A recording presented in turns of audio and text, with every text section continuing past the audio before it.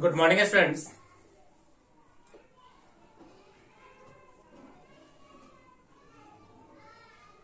मैं हूं engineer M Imran sir.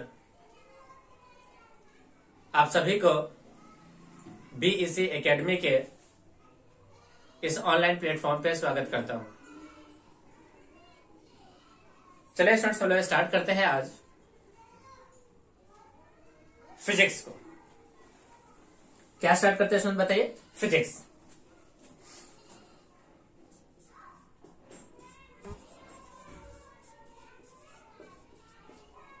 Physics physics है क्या स्टूडेंट्स? तो फिजिक्स होता है किसी भी नेचर के स्टडी करना एंड उससे रिलेटेड लॉज की स्टडी करना। तो फिजिक्स क्या है स्टूडेंट, बताइए। तो physics is the study of nature. Physics क्या है स्टूडेंट, बताइए।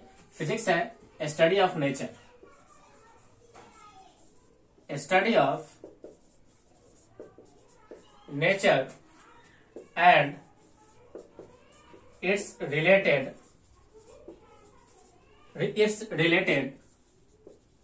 लॉज। इससे रिलेटेड लॉज की स्टडी करना फिजिक्स कहलाता है। अब यहां पे स्टूडेंट्स बात आता है, एक टर्म होता है जिसे हम लोग कहते हैं physical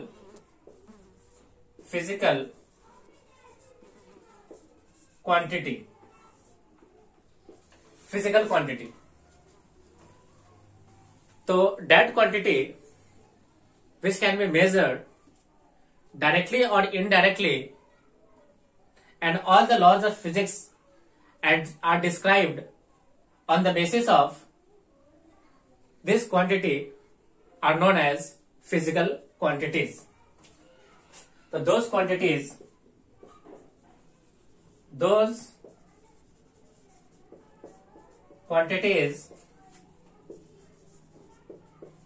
which can be measured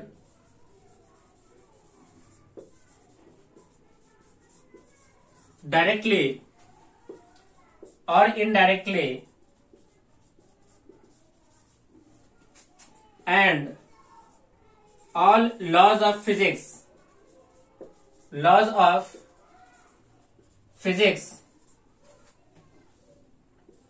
are described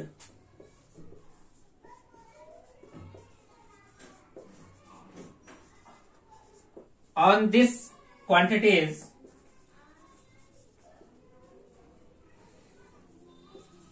by this quantities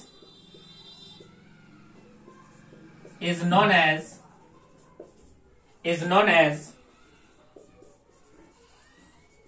physical quantity. उसे स्टूडेंट्स हम लोग फिजिकल क्वांटिटी कहते हैं। ओके,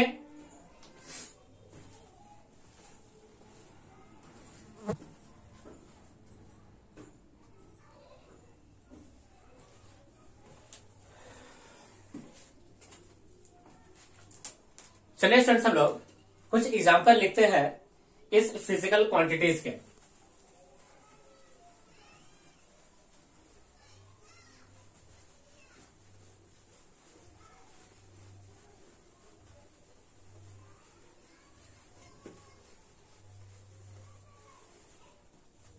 एग्जाम्पल क्या है स्टूडेंट, देखिए। एग्जाम्पल हो गया length, mass, time,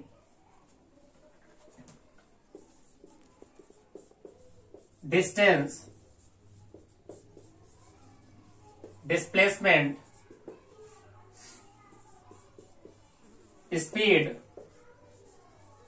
velocity,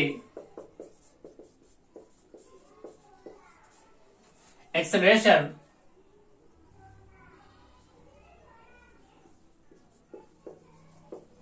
momentum,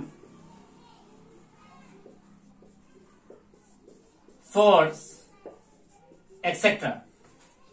ये स्टूडेंट्स फिजिकल क्वांटिटीज के एग्जाम्पल है जिसे स्टूडेंट्स हम लोग डायरेक्टली और इनडायरेक्टली मेजरमेंट कर सकते हैं, और इसी के हेल्प से हम लोग फिजिक्स के लॉज को डिफाइन करते हैं। ओके, अब यहां पे आता है students classification of physical quantities. Classification of physical quantities.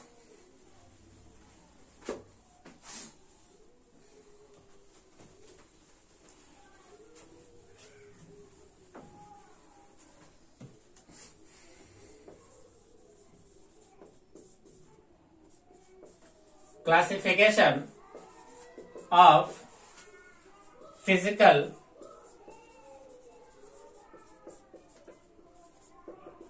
Quantities. Physical quantities के क्लासिफाइड हम लोग डिफरेंट बेसिस पे करते हैं, जहां पे फर्स्ट है students on the basis of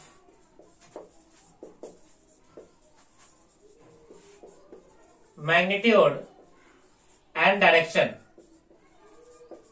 on the basis of magnitude and direction. First type है students on the basis of magnitude and direction. तो मैग्नीट्यूड एंड डायरेक्शन के बेसिस पे हम लोग फिजिकल क्वांटिटीज को दो पार्ट में डिवाइड करते हैं. First scalar quantity,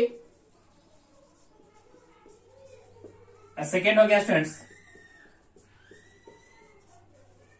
vector quantity. कितने हिस्से में डिवाइड किया गया स्टूडेंट देखें, दो हिस्से में. On the basis of magnitude and direction, physical quantities are classified in two types. One is scalar and other is vector quantity. अब यहाँ पे स्टूडेंट्स हमें समझना है कि स्केलर क्वांटिटी किसे कहते हैं और वेक्टर क्वांटिटी किसे कहते हैं.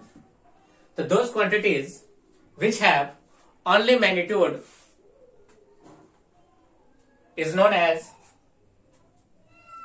scalar quantities, and while those physical quantities which have both magnitude and direction is known as vector quantities. तो यहां पे स्टूडेंट्स क्या होता है, ओनली मैग्नीट्यूड. और यहां पे क्या होता है स्टूडेंट देखिए, बोथ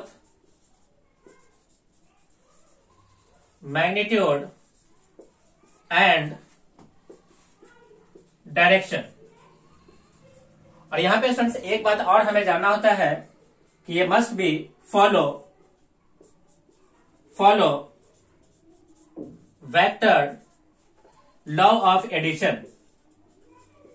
लॉ ऑफ एडिशन यानी vector law of algebra. Vector law of algebra को फॉलो करना चाहिए, या वेक्टर लॉ ऑफ एडिशन कह लो, सब्ट्रैक्शन कह लो,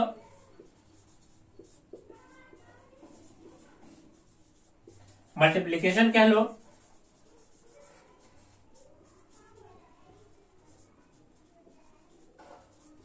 एक्सेट्रा. अब यहां पे स्टूडेंट्स हम लोग स्केलर को रिप्रेजेंट करते हैं,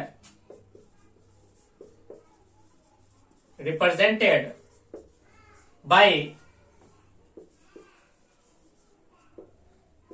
English alphabet. For example speed, इसे वी के द्वारा रिप्रेजेंट किया जाएगा, एंड डिस्टेंस इसे रिप्रेजेंट किया जाएगा स्टूडेंट्स एक्स से और एस से.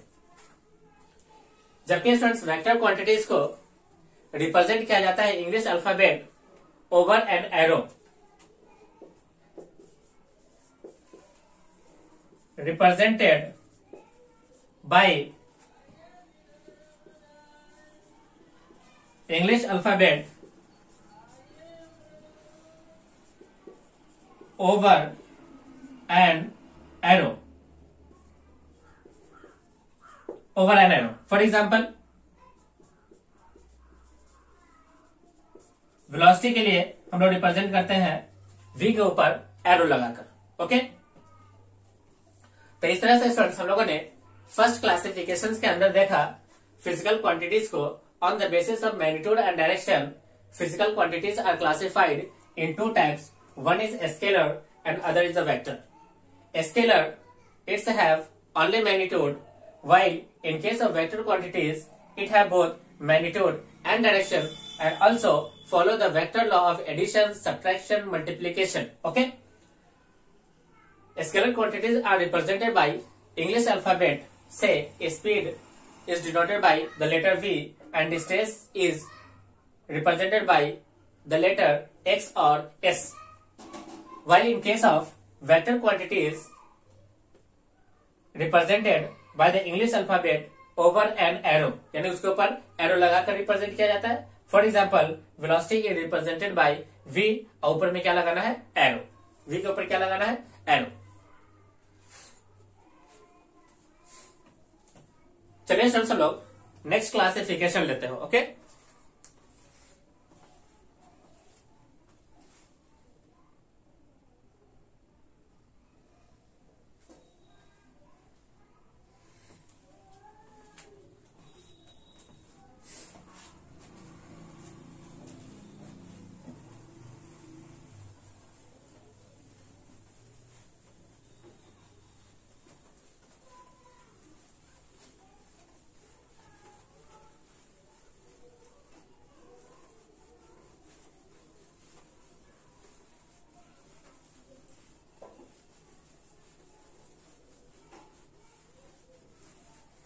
सेकेंड क्लासिफिकेशन है students on the basis of dependency of physical quantities. Second है on the basis of dependency. Dependency के आधार पर हम लोग फिजिकल क्वांटिटी को किस तरह से क्लासिफाइड करते हैं. तो इसके अंदर स्टूडेंट्स सबसे पहला आता है हमारा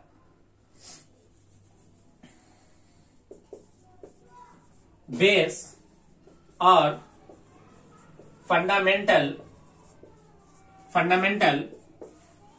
फिजिकल क्वांटिटीज. बेस और fundamental physical quantity, that quantities which are independent of any other physical quantities. That quantities which are independent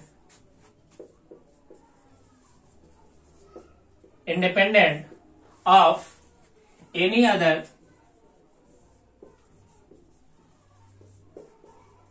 physical quantity.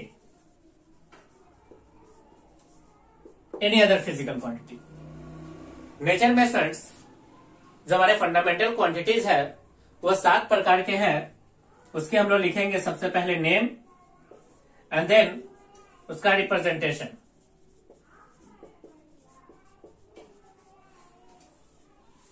सबसे फर्स्ट क्या है सो देखिए, length is denoted by L. Second है स्टूडेंट्स मास M के द्वारा. Third है time T के द्वारा. फोर्थ है स्टूडेंट्स टेम्परेचर कैपिटल टी के द्वारा. सिमिलरली स्टूडेंट्स हम लोग नेम लिखते हैं और इसका क्या लगाते हैं, रिप्रेजेंटेशन. तो 4 तक हो गया. ये रहा 5. 5वां नंबर है students electric current.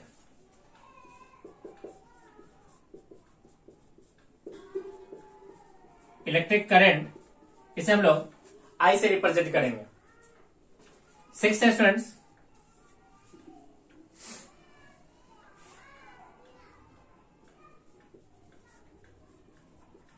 Intensity of light. इसे स्टूडेंट्स हम लोग कैपिटल आई से रिप्रेजेंट करेंगे, इंटेंसिटी ऑफ लाइट. नेक्स्ट है students 7 point amount of substance.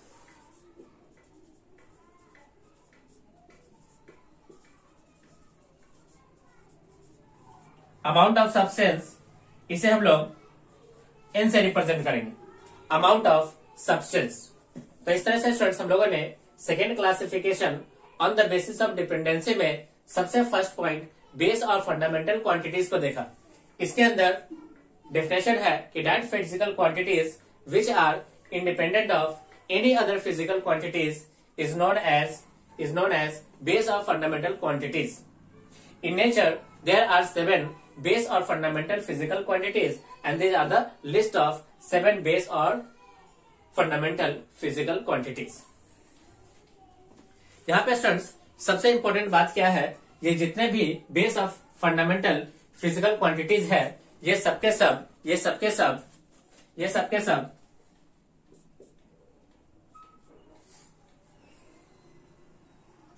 Scalar है। क्या है स्टूडेंट बताइए? स्केलर है। ये जितने भी बेस और फंडामेंटल क्वांटिटीज है, ये सबके सब नेचर में स्केलर है। इसका मतलब इसके पास सिर्फ और सिर्फ मैग्नीट्यूड है, यानी इसको डिफाइन करने के लिए हमें सिर्फ और सिर्फ मैग्नीट्यूड की आवश्यकता पड़ती है। Okay,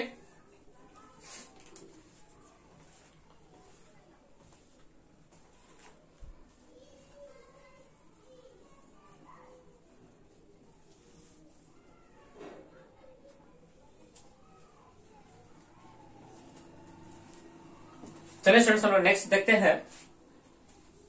on the basis of dependency में सेकेंड पॉइंट है derived physical quantities. Drive physical quantities,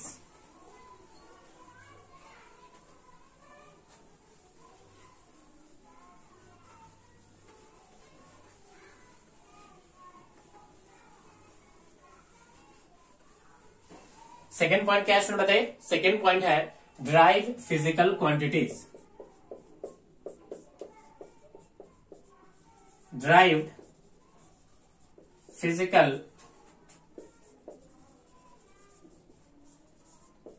quantities. अब स्टूडेंट्स इसका मीनिंग क्या है देखें। सबसे पहले नेम देखें। नेम है ड्राइव, मतलब ये अदर फिजिकल क्वांटिटीज के हेल्प से ये ड्राइव होगा। तो इसका अर्थ क्या हो गया स्टूडेंट्स? इसका अर्थ हो गया कि that physical quantities which are depends on other physical quantities. तो ये क्या है स्टूडेंट देखिए, ये जो है वो डिपेंड्स करता है, डिपेंड्स ऑन अदर फिजिकल और बेस और फंडामेंटल क्वांटिटीज। बेस और फंडामेंटल फिजिकल क्वांटिटीज के ऊपर। सिंपल सा मीनिंग हो गया। अब इसके एग्जांपल क्या है देखें। Example speed. स्पीड होता है स्टूडेंट्स डिस्टेंस बाय टाइम। अब एक्चुअल में स्टूडेंट्स हम लोग डिस्टेंस को देखें। डिस्टेंस को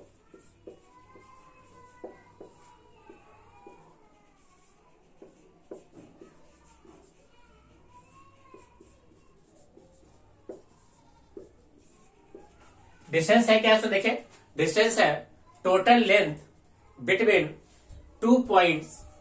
टोटल लेंथ बिटवीन 2 पॉइंट्स, या इसको कहा जाए स्टूडेंट्स एक्चुअल पाथ लेंथ। क्या कहा गया स्टूडेंट बताइए? Actual path length between 2 points. तो डिस्टेंस हो गया students actual path length between 2 points. यानी अब जिस भी पाथ से चलो उस पाथ की वास्तविकता में कितनी लंबाई है उसे स्टूडेंट्स हम लोग डिस्टेंस कहते हैं। तो यहां पे स्टूडेंट्स बात किसकी है देखिए, लंबाई की, लेंथ की। और लेंथ है स्टूडेंट्स अपने आप में किस तरह का क्वांटिटी है? तो लेंथ है स्टूडेंट्स हमारे पास बेस, यानी बेस क्वांटिटी हो गया। तो यहां पे आप देख सकते हैं स्टूडेंट्स कि डिस्टेंस किस तरह का क्वांटिटी हो गया? बेस। और टाइम किस तरह का क्वांटिटी हो गया स्टूडेंट देखिए? बेस। तो हम लोगों ने स्टूडेंट्स क्या देखा कि दो बेस क्वांटिटीज एक डिस्टेंस को टाइम से डिवाइड किया, यानी कि बेस क्वांटिटी लेंथ को टाइम से डिवाइड किया, तो एक नया फिजिकल क्वांटिटीज बना जिसको स्टूडेंट्स हम लोग स्पीड कहते हैं। इसका ये किसी के डेरिवेशन से आया है, इसलिए इसका नाम क्या है? Derived physical quantities. क्या नाम है स्टूडेंट बताइए? Derived physical quantity. Similarly students velocity v equals to displacement by time. अब डिस्प्लेसमेंट है क्या इसमें देखिए, डिस्प्लेसमेंट है shortest path length between 2 points, यानी किसी भी पाथ का शॉर्टेस्ट पाथ लेंथ क्या है, किसी भी पाथ का शॉर्टेस्ट पाथ लेंथ यानी shortest path length between 2 points. तो डिस्प्लेसमेंट का डेफिनेशन क्या हो गया स्टूडेंट बताइए। तो डिस्प्लेसमेंट हो गया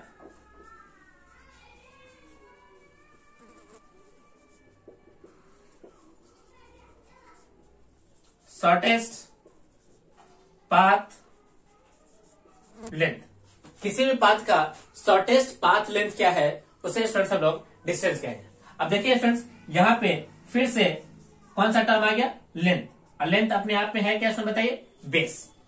तो यहाँ पे देख सकते हैं स्टूडेंट्स कि displacement is also a base और टाइम भी क्या है देखिए बेस। तो दो बेस क्वांटिटीज को फिर से डिवाइड किया गया तो एक नया फिजिकल क्वांटिटी बना जिसे स्टूडेंट्स हम लोगों ने यहाँ पर वेलोसिटी नाम दिया। क्या नाम दिया स्टूडेंट बताइए, वेलोसिटी।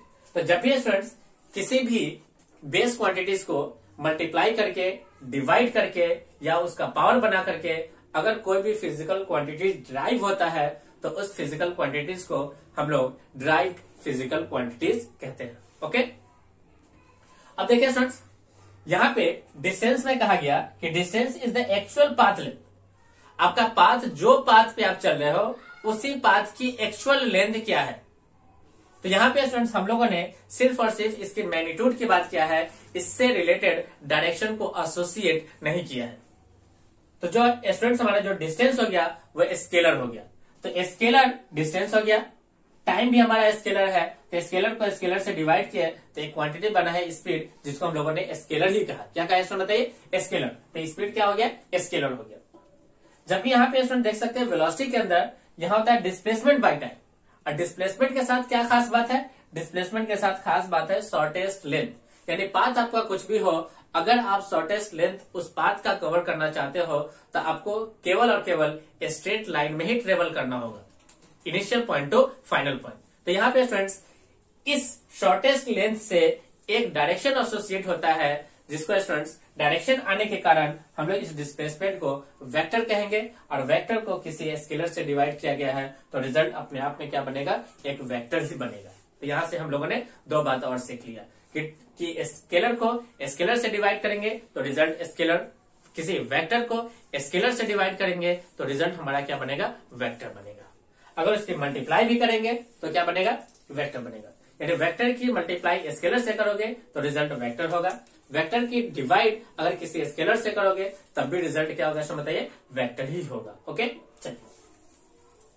तो इस तरह से स्टूडेंट्स हम लोगों ने फिजिकल क्वांटिटीज को दो हिस्से में डिवाइड किया। First on the basis of magnitude and direction. तो वहां पे हम लोगों ने देखा स्केलर एंड वेक्टर। जब हम लोगों ने स्टूडेंट्स फिजिकल क्वांटिटीज का classification on the basis of dependency किया तो वहां पे स्टूडेंट्स हम लोगों ने दो क्वांटिटीज देखा। फर्स्ट था फंडामेंटल और बेस क्वांटिटीज, जिसके अंदर 7 फंडामेंटल क्वांटिटीज आए। सेकेंड हम लोगों ने ड्राइव फिजिकल क्वांटिटीज को देखा और drive physical quantity fundamental physical quantities के ऊपर डिपेंड करता है और किस तरह से डिपेंडेंसी है हमने इस बात को भी सीखा। अब यहाँ पे स्टूडेंट्स एक थर्ड कैटेगरी होता है जिसको स्टूडेंट्स हम लोग कहते हैं सप्लीमेंट्री फिजिकल क्वांटिटी। क्या कहते हैं स्टूडेंट बताइए, supplementary physical quantity.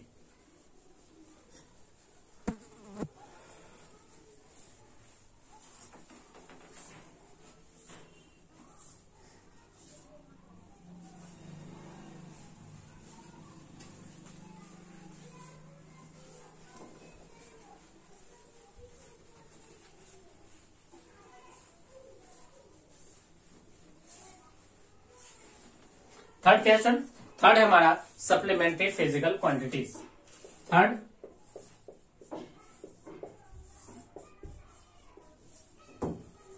Supplementary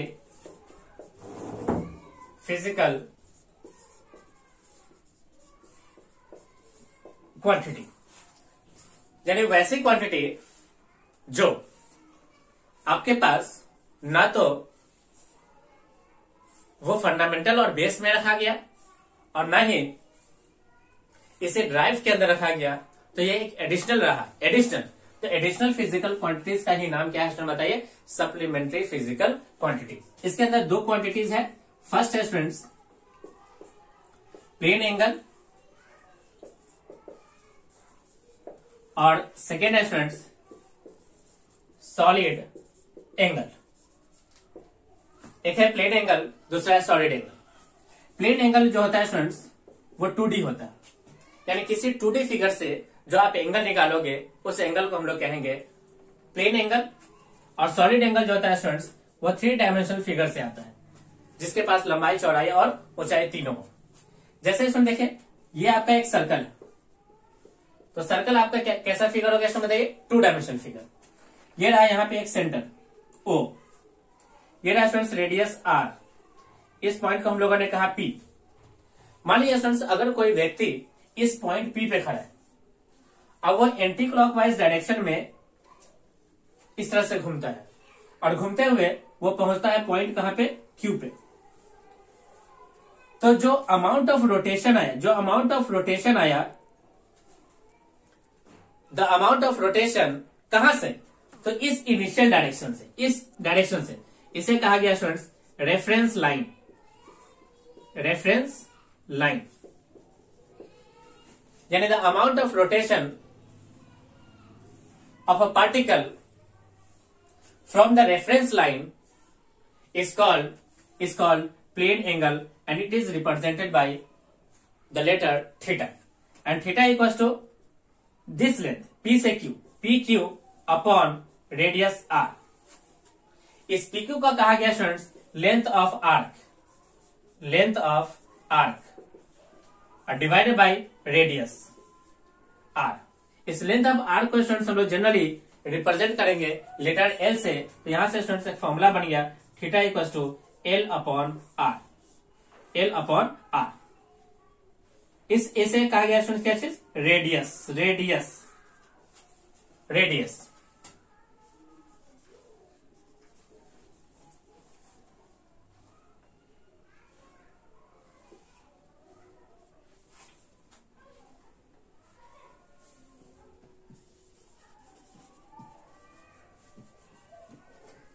okay, radius.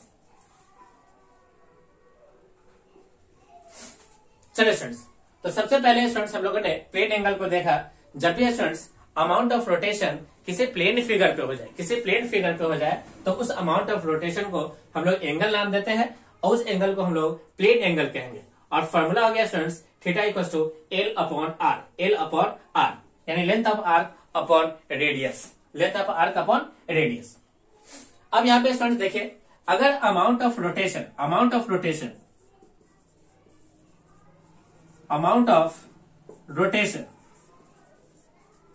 दो तरह से किया जा सकता है, एक क्लॉकवाइज और एक एंटी क्लॉकवाइज। अगर students amount of rotation anti clockwise है तो एंगल को हम लोग पॉजिटिव मानते हैं। अगर अमाउंट ऑफ रोटेशन क्लॉकवाइज है तो हम लोग एंगल को नेगेटिव मानते हैं। ओके, यह स्टूडेंट्स सेंस ऑफ डायरेक्शन है जिसके आधार पे हम लोग पॉजिटिव एंगल और नेगेटिव एंगल का कॉन्सेप्ट लाते हैं। ओके, सिंपल सा मीनिंग, अमाउंट ऑफ रोटेशन के ही आधार पे हम लोग पॉजिटिव एंगल और नेगेटिव एंगल को डिफाइन करते हैं। तो सबसे पहले स्टूडेंट्स हम लोगों ने किसको देख लिया? Plane angle. चलिए स्टूडेंट्स अब हम लोग देखते हैं सॉलिड एंगल को। किसको देखते हैं स्टूडेंट बताइए? सॉलिड एंगल को।